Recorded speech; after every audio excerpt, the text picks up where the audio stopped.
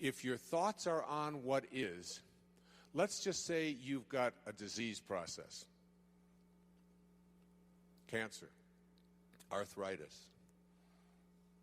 the flu, a cold. If your thoughts are on, if you get a sniffle and your thoughts are on, this is in my nose today, but tomorrow it'll be in my throat. On Wednesday, it'll be down in my chest. On Thursday, I'll probably have a fever. I'm going to have to take Friday off. Now, it's Monday morning, and you've got a sniffle, and in your mind, you're taking Friday off with a fever. If this is how you have trained your mind to work, to put your attention on the circumstances of your life, self-actualizing people, Abraham Maslow was a great teacher of mine. I was blessed to know him. I was blessed to be one of his devotees. He died on the 14th of June, 1970, in the same hour that I walked across the stage at Cobo Hall in Detroit receiving my PhD. In the same hour. He passed the baton on. He said, I've taught self-actualization to the academic world. Now you take it to the masses. And Maslow said, self-actualizing people are distinguished from everybody else with this sentence: they must be what they can be. They must be what they can be. And one of those 10 secrets for success and inner peace is that you can't solve a problem with the same mind that created it.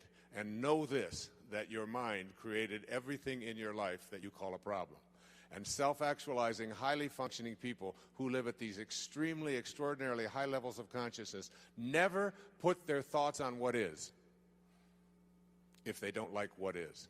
Because if your thoughts are on what is and you despise what is, and if you look at poor people, if you look at unsuccessful people, if you look at sickly people, if you look at tired people, if you look at addicted people, you will see people who put their attention constantly on their problems, on what is wrong, on what isn't working, on what I can't do, and so on. They'll tell you about it, they'll focus on it, and when your thoughts are on what is, and what you think about is what expands, you continue to attract more of what is into your life. When I had a practice, I had a woman who came to me who said, I just went through a divorce 7 months ago, and I've been dating, and I've dated 4 different men, and all 4 of them have used me as a sex object.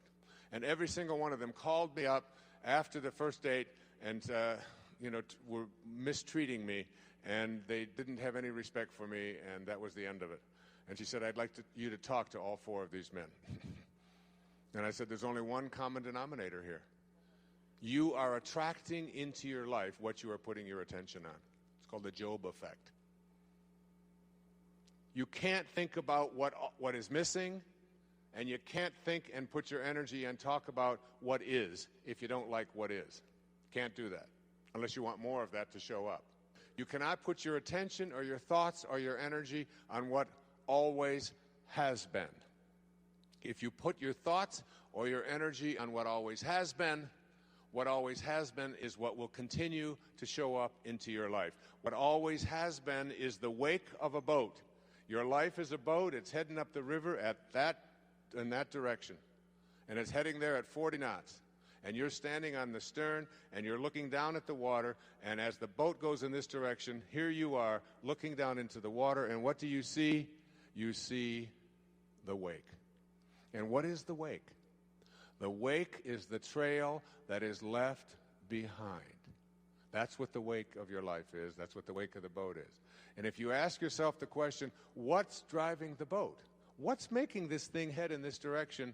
The answer is the present moment energy that is being generated by the engine, and nothing more is what's making the boat go in this direction. And then if you ask yourself this key question, is it possible for the wake to drive the boat? Can a trail that is left behind make a boat go in this direction? What's the answer? Impossible, isn't it? And so too is it impossible for the wake of your life, the trail that you've left behind, to be the reason why your life is going in this direction. It is not because of anything that has happened back here. That's an illusion that we live under. What has happened back here is a trail.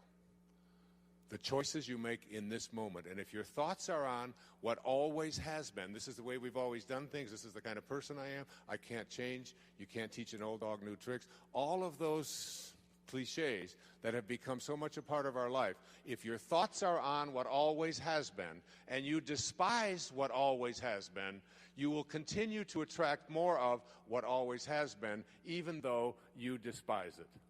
It works that way.